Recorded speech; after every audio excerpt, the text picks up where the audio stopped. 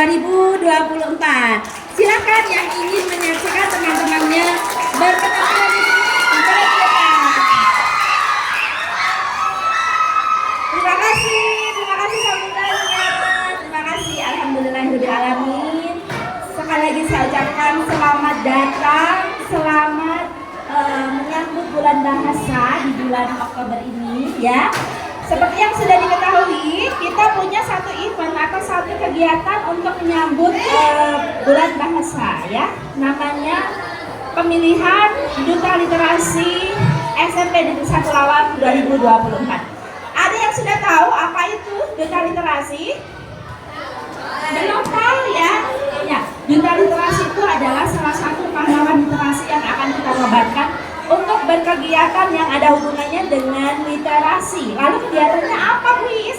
Duta Literasi itu salah satu kegiatannya adalah mengkampanyekan apa-apa yang berhubungan dengan literasi, gitu ya. Nah, kita sudah mengadakan acara ini 3 minggu yang lalu ya anak-anak ya, sampai di puncak acaranya yaitu hari ini, di mana telah terpilih 10 finalis dari masing-masing kelas ya, perwakilan dari kelas yang akan maju dan akan mempresentasikan apa-apa yang menjadi kelebihannya. Ya, baik. Mari kita perkenalkan dulu. Sebelumnya saya ucapkan selamat datang juga, terima kasih untuk Dewan Juri pada pagi hari ini ya. Seperti yang sudah kita ketahui, di depan Luis ada 3 Bapak Ibu Guru yang hari ini akan menjadi Dewan Juri dalam pemilihan Duta Literasi ANESA 2024. Yang pertama ada Bu Mikalida sebagai guru bahasa Inggris di sini.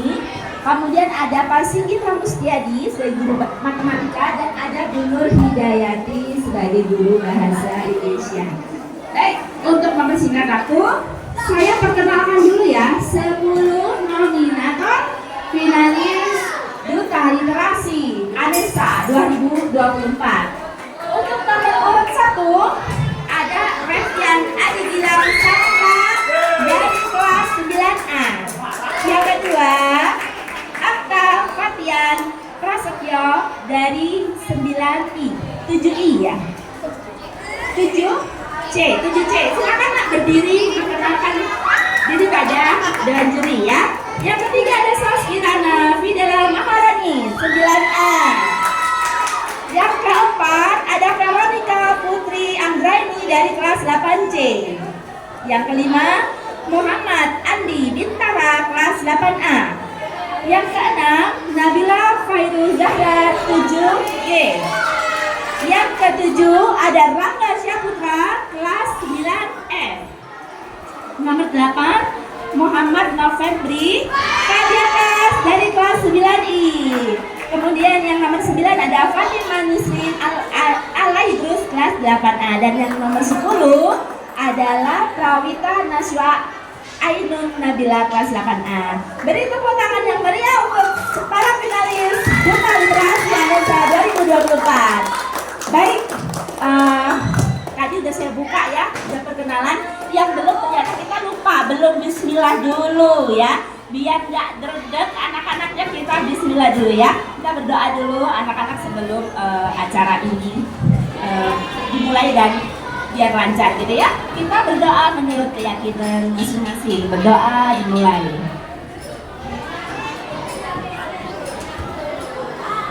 Amin, amin. Terima kasih untuk semuanya. Baik, sudah siap ya? Para kontestannya sudah siap ya? Sudah siap ya? Penontonnya juga sudah siap? Sudah siap memberi dukungan teman-temannya? Kalau gitu beri tepuk tangan dulu yang meriah untuk 10 finalis Duta Literasi ANESA 2024. Baik, sudah bisa dimulai Bapak Ibu Juri. Nah, baik. Kita panggil peserta nomor 1, Revian Adi Gilang Saputra.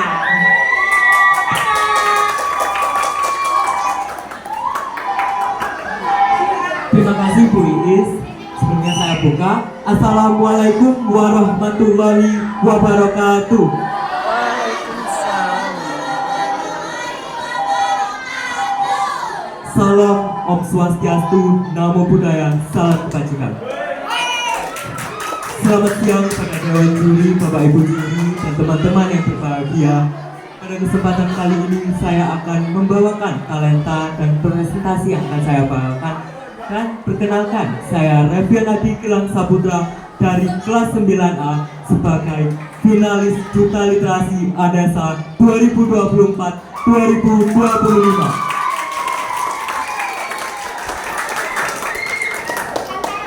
Baik, talenta yang akan saya berikan kali ini tentang cerita fiksi.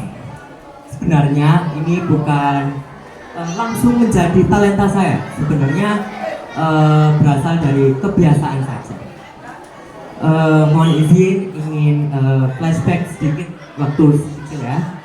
Saya dari kecil diberikan difasilitasi yang namanya itu PC, personal computer. Di sana saya sering banget nonton film-film. Dulu yang sering saya rewatch berkali-kali itu judulnya Alice in Wonderland. Saya lupa itu keluaran tahun berapa. Saya juga itu sering nonton serial Disney juga. Nah, seringnya saya menonton cerita fiksi itu membiasakan diri saya. Flashback dulu waktu saya kelas 7 itu ada materi pelajaran bahasa Indonesia. Waktu itu materinya tentang menulis cerita fiksi. Waktu saya menulis cerita fiksi itu penugasannya tentang menulis cerita fiksi sendiri. Ketika saya kumpulkan kepada guru bahasa Indonesia saya, beliau kebingungan. Ini benar, kamu nulis sendiri. Kamu nggak searching kan di Google? Saya jawab, tidak. Tidak, Bu. Saya manual nulis sendiri. Guru saya sampai kebingungan. Beneran? Iya, Bu.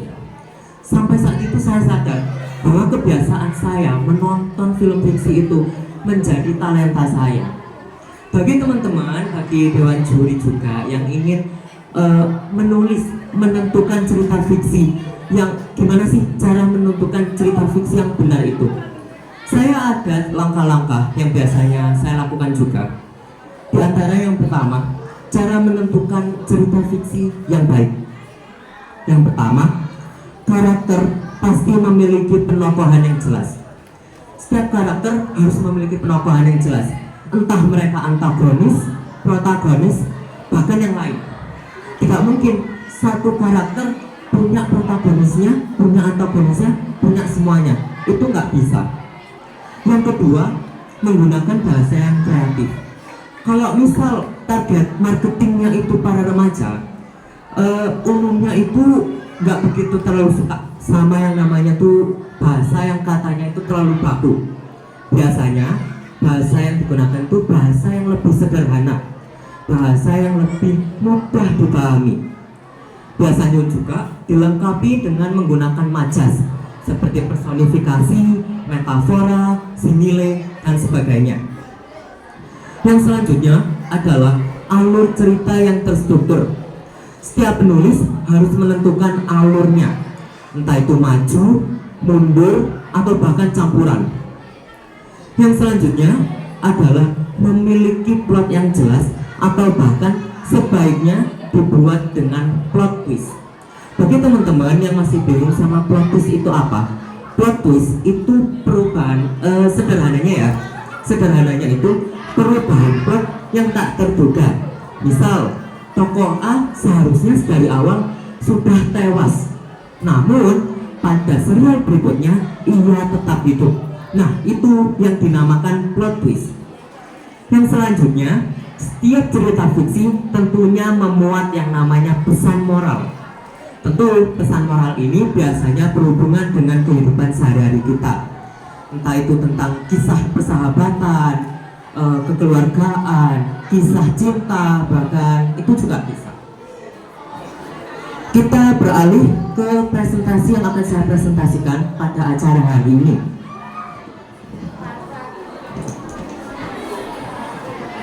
Nah, pertama, saya mengangkat resume tentang biografi penulis novel yang terkenal di Indonesia. Ada yang bisa tebak siapa penulis novelnya? Nah, di resume saya yang saya buat itu adalah penulis yang bernama Terelie. Terelie adalah nama pena dari Darwin. Nah, Darwin sendiri adalah seorang penulis novel yang berasal dari Indonesia dan karya-karyanya itu sangat-sangat populer. Terelie memulai debutnya pada tahun 2005 dengan karyanya yang berjudul Hafalan Sholat Dalisa. Novel tersebut langsung meraih sukses besar dan menjadikannya salah satu penulis novel terkenal di Indonesia. Banyak sekali orang-orang yang kebingungan, kok bisa Terelie ini mampu menjadi penulis yang sangat-sangat terkenal di Indonesia. Bahkan ia tidak ada hubungannya dengan dunia tulis-menulis. Ia dikenal dengan sarjana perekonomian. Bagaimana dia kok bisa dari sarjana perekonomian menjadi penulis novel terbaik di Indonesia? Yang pertama, pada karya-karya Terelie yang sering kita jumpai itu bahasanya itu sederhana, mudah dipahami, nggak terlalu berat lah, cocok banget sama tipikal remaja Indonesia. Biasanya bahasanya itu mudah banget, bahasa gaul. Nah, yang selanjutnya itu berhasil membuat plot yang susah ditebak. Terelie mampu mengembangkan karya tulisnya dengan cerita-cerita dengan plot yang susah ditebak. Biasanya para pembaca itu sudah kebingungan, kok plotnya gini ya, plotnya susah banget ditebak. Nah, maka dari itu pembaca semakin penasaran, kepo. Ini cerita selanjutnya gimana ya? Ku baca deh hari ini, ku habisin malam ini juga. Nah, itu. Selanjutnya temanya itu relevan dengan kehidupan remaja. Biasanya berubah dengan cerita persahabatan, kekeluargaan, cerita kisah cinta, dan sebagainya. Tentu ini menjadi salah satu hal yang menarik bagi para remaja, khususnya remaja juga. Kenapa? Karena yang itu tadi, ceritanya itu relevan dengan keseharian para remaja di Indonesia. Nah, tanpa kita sadari, Terelie juga mampu membawa dampak terhadap dunia sastra Indonesia. Apa dampaknya? Terelie berhasil membangkitkan minat baca di Indonesia, khususnya di kalangan remaja, dan membuktikan bahwa novel orang Indonesia jauh lebih berkualitas dibanding novel-novel orang mancanegara. Untuk teman-teman yang masih belum tahu contoh karya Terelie itu apa? Yang pertama itu adalah serial Bumi. Di serial Bumi itu mengisahkan tentang seorang petualang remaja yang bernama Bumi di dunia fantasinya. Yang kedua, ada juga yang namanya Hafalan Sholat Dalisa. Di Hafalan Sholat Dalisa itu mengisahkan seorang anak perempuan yang menderita penyakit yang parah dengan perjuangan keluarganya.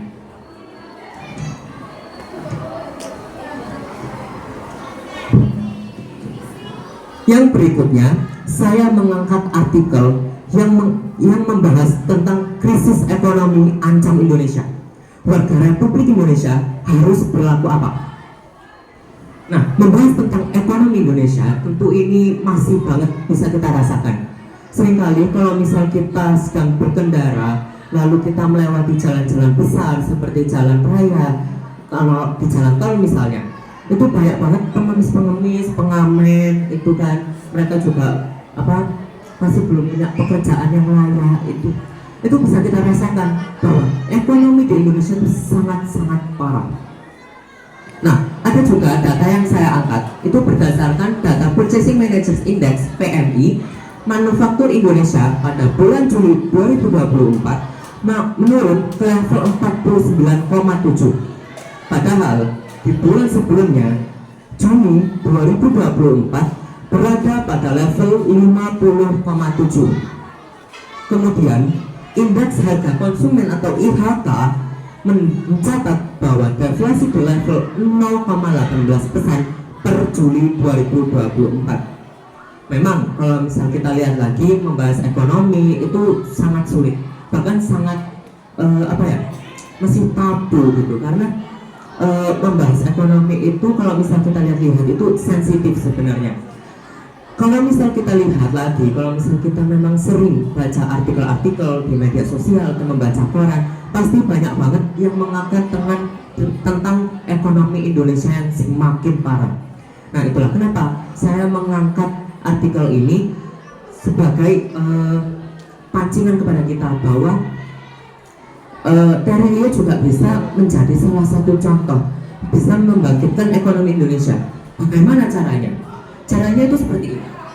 Ketika kita mencoba-coba menulis suatu karya, kita akan terbiasa memproduksi buku dan akan semakin populer.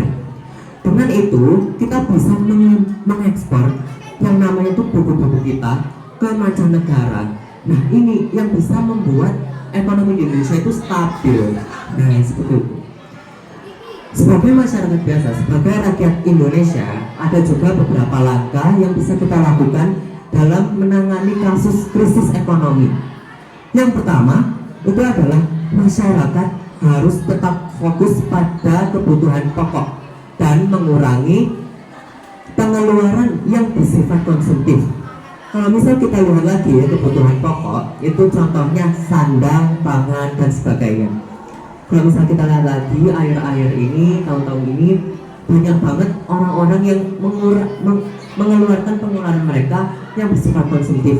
Misal mereka lihat di sosial media jual earphone viral, trending, mereka langsung beli. Nah, padahal itu bukan kebutuhan pokok mereka. Nah, ini yang meningkatkan sifat konsumtif mereka. Yang selanjutnya, masyarakat penting untuk memperkuat literasi keuangan. Masyarakat perlu mengelola keuangan pribadi dengan bijak, termasuk investasi dan tabungan. Kalau misal kita dari kecil, mungkin orang tua kita sering banget mengajarkan kita, kamu tuh dari kecil harus bisa nabung loh buat masa depan kamu. Nah, ini bisa menjadi salah satu langkah yang bisa kita ambil. Atau juga masyarakat bisa mengikuti seminar yang khususnya berkaitan dengan perekonomian. Lalu juga bisa dengan membaca buku atau mengikuti kursus online dan sebagainya.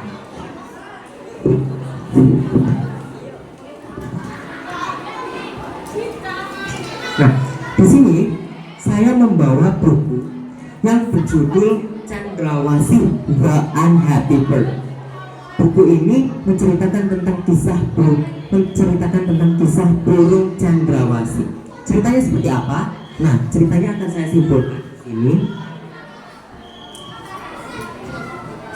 Suatu hari hiduplah seekor burung yang memiliki bulu berwarna coklat polos yang disebut dengan Mr. Brownbird. Burung ini itu sangat jarang sekali diburu karena warna bulunya sangat-sangat tidak indah kalau dilihat. Nah, suatu hari Mr. Brownbird melihat seekor burung lain juga yang memiliki bulu berwarna hijau. Bulunya sangat-sangat indah. Bahkan ia juga sampai bilang gini ke Mr. Brownbird, kamu kok punya bulu yang jelek banget sih, nggak kayak buluku. Aku punya bulu yang berwarna hijau yang sangat indah. Bahkan aku seringkali dijadikan bahan buruan. Baik, kita beri tepuk tangan.